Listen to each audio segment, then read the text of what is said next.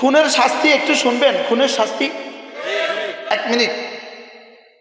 ومن يقتل مؤمنا متعمدا فجزاؤه جهنم خالدا فيها وغضب الله عليه ولعنه وأعد له عذابا عظيما। রব্বুল আলামিন বলেন, যে কোনো মুমিনকে ইচ্ছাকৃত হত্যা করে, যে কোনো মুমিনকে ইচ্ছাকৃত হত্যা করে, রব্বুল আলামিন বলেন তার জাযার সাজা, তার শাস্তি হলো জাহান্নাম। কেমন জাহান্নাম? খালিদান ফিহা, যে জাহান্নামে সে চিরদিন থাকবে। নাউজুবিল্লাহ বলেন। যে কোনো মুমিনকে ইচ্ছাকৃত হত্যা করে, তাহলে 17 তারিখে টঙ্গীর রাতে মুমিনকে হত্যা করেছে না কাফেরকে হত্যা করেছে? যারা নিহত হয়ে গেছে তারা কি মুমিন ছিল না কাফের? তাহলে মান কাতালা মুমিনান, যে মুমিনকে হত্যা করলো, এবার এটা কি ইচ্ছাকৃত ছিল না অনিচ্ছাকৃত? এটা ইচ্ছাকৃত। এটা পরামর্শ করছে, পরামর্শ। এটার লাগে মাশওয়ারা করছে। কি করছে? আমার আওয়াজ মাইকে। এটার লাগে মাশওয়ারা করছে। তাহলে এটা কি ইচ্ছাকৃত হত্যা না অনিচ্ছাকৃত হত্যা? এই জন্য আমাদের সাধারণ শ্রেণীর মুসলমান যারা এতদিন না বুঝে সাদিয়ানদের সাথে মিশিয়ে গিয়েছিলেন, না বুঝে, আপনারা বুঝেন নাই। আপনারা একটা গলিতে ঢুকছেন আর কি, পথ ভুলে একটা গলিতে ঢুকে গেছেন। তো গলির মাথায় গিয়ে দেখছেন ওখানে খুন করা হচ্ছে মানুষকে। এবার কি আপনি ওখানে থাকবেন না ফিরে আসবেন? বুঝেন না? ومن يقتل مؤمنا متعمدا فجزاؤه جهنم, তার জাযা কি? ও এটা আমরা মুশাওয়ারা করে বলতেছি। এই যে এটা পরামর্শ এখন বলতেছি, এটা মুশাওয়ারা করে বলতেছি। এটা কাকরাইলে মাশওয়ারা হয়েছে। মোশতাক সাহেবকে কাকরাইল থেকে ফোন করছে, তুমি এটা মাশওয়ারা করে শোনাই দাও। এটা কি আমার মাশওয়ারা না রব্বে কারিমের সিদ্ধান্ত? ওয়ামান ইয়াকতুল মুমিনান মুতাআম্মিদা, যে কোনো মুমিনকে হত্যা করে মুতাআম্মিদা, ইচ্ছাকৃতভাবে, ফাজাযাউ জাহান্নাম, তার ঠিকানা হলো জাহান্নাম। কেমন জাহান্নাম? খালিদান ফিহা, যে জাহান্নামে চিরদিন থাকবে। আর কি? ওয়াগাদিবাল্লাহু আলাইহি, তার উপর আল্লাহর গজব, ওয়ালাআনাহু, তার উপর আল্লাহর লানত, ওয়াআদ্দা লাহু আযাবান আযীমা, এবং তার জন্য রেখে দিয়েছে হাসরের ময়দানে আযাবে আযীম। নাউজুবিল্লাহ বলেন। বুঝে থাকলে বলুন তো দেখি, টঙ্গীতে কি ইচ্ছাকৃত হত্যা না অনিচ্ছাকৃত হত্যা? এবার মুমিনকে হত্যা না কাফেরকে হত্যা? এবার যারা হত্যা করেছে তাদেরকে যদি আপনি বলেন এই হত্যাকারী মুমিন, তাহলে মুমিনকে হত্যা করে কেমনে? জোরে বলেন। মুমিনকে কি করতে পারে না? তো আপনি বলবেন এরাও তো এশার নামাজ পড়ছে, এরাও তো 6 তাসবিহ জিকির করছে, এরা আবার মুমিন হয় না কেমনে? যখন কতল করছে তখন ঈমান গেছে না।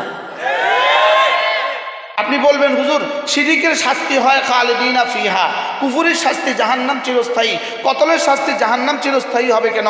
কতল কি কুফুরি, কতল কি শিরিক, এটার শাস্তি চিরস্থায়ী হবে কেন? এটার শাস্তি, কতলের শাস্তি চিরস্থায়ী নয়।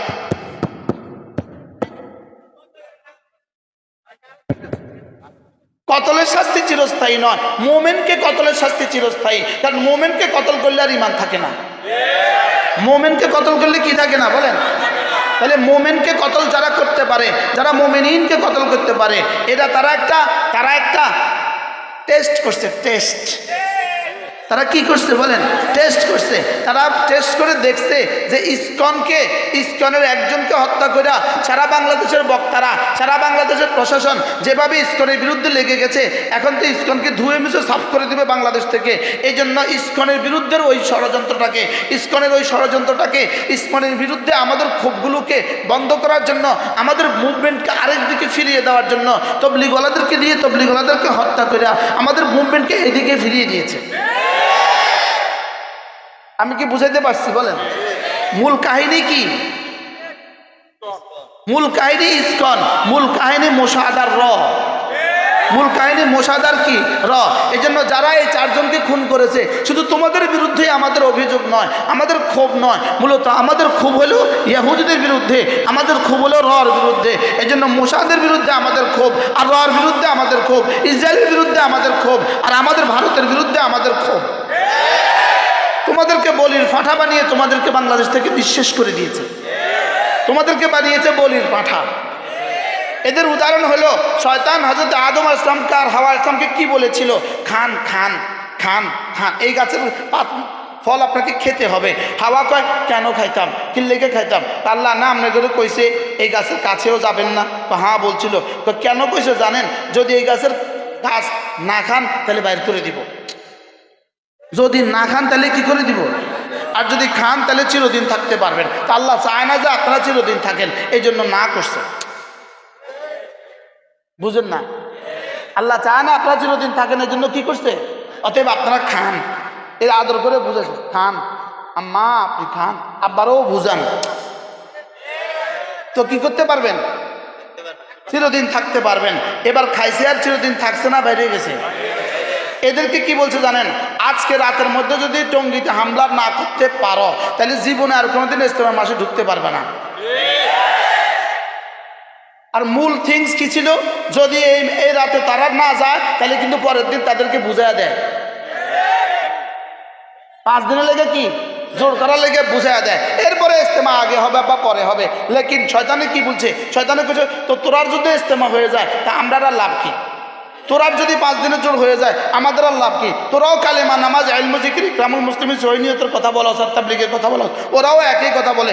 এটাও একই কথা, এটাও একই কথা। এটাও আল্লাহ খাওয়ায় আল্লাহ ফালে, এটাও আল্লাহ খাওয়ায় আল্লাহ ফালে। এটাও নামাজ, সেটাও নামাজ। এটাও ইলম জিকির, সেটাও ইলম জিকির। এটাও ইকরামুল মুসলিম, সেটাও ইকরামুল মুসলিম। এটাও সহিনিয়ত, এটাও সহিনিয়ত। এটাও তাবলীগ, এটাও তাবলীগ। তো দুটা তো বরাবরে। আমরা এত টাকা খরচ করে লাভ কি? অতএব আর খরচ করতাম না, এবার তোদেরকে ধ্বংস করতে হবে। তো তোদেরকে ধ্বংস করার জন্য একটা থিওরি, আজকে যদি মারস জীবন আর কোনোদিন বাইরে হওয়া লাগবে না।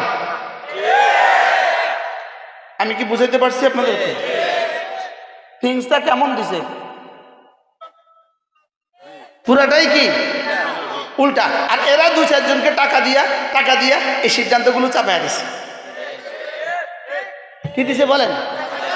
কারণ বাংলাদেশে এই পর্যন্ত যত বাতিল উত্থান হয়েছে, সব বাতিল চিহ্নিত। আমরা রেজভিদেরকে দেখলেই বুঝি, এই জন্য রেজভিদেরকে কেউ খায় না। ভান্ডারীদেরকে দেখলেই বুঝি, ভান্ডারীদেরকে কেউ খায় না। আলে হাদিস দেখলেই বুঝি, এদেরকে কেউ খায় না। কাদিয়ানি দেখলেই বুঝি, এদেরকে কেউ খায় না। আলে কোরআন দেখলেই বুঝি, এদেরকে কেউ খায় না। বাস্তব না বাস্তব? যত বাতিল বাংলাদেশে আছে দেখলে বোঝা যায় না? দেখলে বোঝা যায় এদেরকে কেউ খায় না, দূর দূর করে। মসজিদেও জায়গা নাই, ঘরেও জায়গা নাই, বাজারেও জায়গা নাই। যা বেটা আহলে কোরআন, যা বেটা কাফের, যা বেটা ভান্ডারি, যা বেটা। অতএব এদের মধ্যে এক দল বানাইতে হবে যাদেরকে দেখতে মুশতাক নবীর মতো দেখা যায়। দাড়ি আপন জায়গায়, বাবরি আপন জায়গায়, পাগড়ি আপন জায়গায়, জুব্বা আপন জায়গায়, সব এক। আরে বাস্তব না বাস্তব? দাবিও এক। কালেমা, নামাজ, ইলম, জিকির, ইকরামুল মুসলিমিন, সহিনিয়ত, তাবলীগ। দাবি 1 না 2? ড্রেস 1 না 2? হাইয়ত সুরত 1 না 2? তো সব এক। তো এবার যাবি কই? লেকিন রব্বুল আলামিন বলেন জি না, বাতিলকে এত তাড়াতাড়ি এদেশে উঠতে দিতাম না। এই জন্য ওই দিন খুন করাইয়া চিরতরে শেষ করে দিচ্ছে।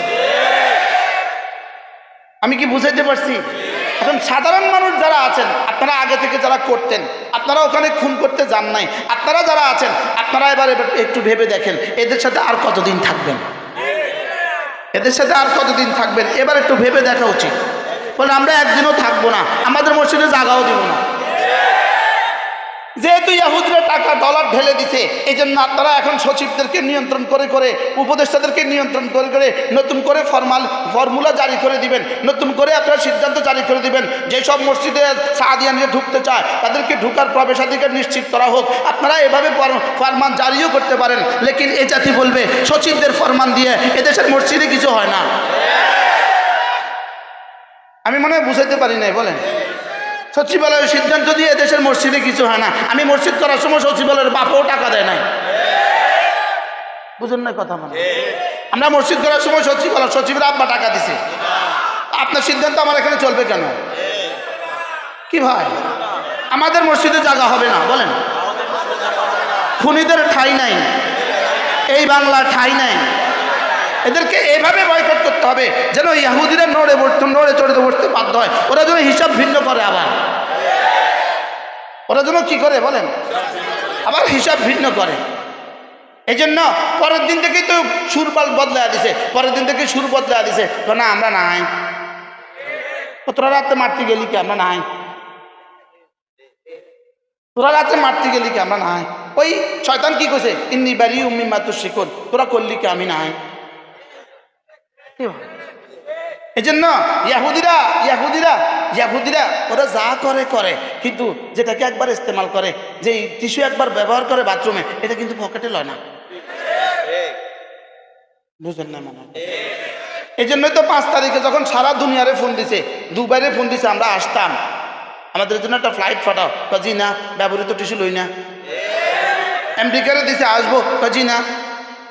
লন্ডনে দিছে আসবো, কাজি না। আমেরিকারে দিছে আসবো, কাজি না। কানাডারে দিছে আসবো, জি না। শুধু ওই দলেই দিছে যে দল সকাল বিকাল গরুর পেশাব পান করে। কোন দল দিছে বলেন? এই জন্য সকালে সুন্দর মতো এক বাটি সুন্দর করে স্বর্ণের বাটির মধ্যে ধরিয়ে আপনাদের সাবেক প্রধানমন্ত্রীকে স্বর্ণের বাটির করে গরুর পেশাব পান দেয়। জি ম্যাডাম, এটা অনেক উপকারী ম্যাডাম, এটা খাবেন তো বাংলাদেশে আবার বাংলাদেশের প্রধানমন্ত্রী আবার হয়ে যাবে। সুন্দর মতো গরুর পেশাব দিয়ে সকাল বিকাল কি করে বলেন, নাস্তা দেয়। এরাই শুধু ব্যবহৃত টিস্যু পকেটে নিয়েছে, আর পৃথিবীর আর কেউ নেয় না। কি এই জন্য এটা আজদেরকেও ব্যবহার শেষ, ব্যবহার কি ব্যবহার করা শেষ, যা আবার হয়ে গেছে। এখন দেখে যে জাতি আর খায় না, কেউ আর নতুন করে আর এতে ভর্তি হয় না, কেউ আর তাদের সাথে 3 দিন আর 3 চিল্লা কেউ আর নতুন করে যায় না। তো কি নতুন করে যাও, কে আহেই না, তো তোদেরকে আর টাকা দিয়ে লাভ কি? এবার মাইরা পালা ভাগ। আরে সুবহানাল্লাহ বলেন না, দেখছেন নি সিদ্ধান্তটা কি সুন্দর? কি এটা তো নিশ্চিত কথাই, যদি হত্যা করতে পারো তো কালকের দিন থেকে তোরা নাই। আল্লাহ আমাদেরকে বুঝ দান করেন।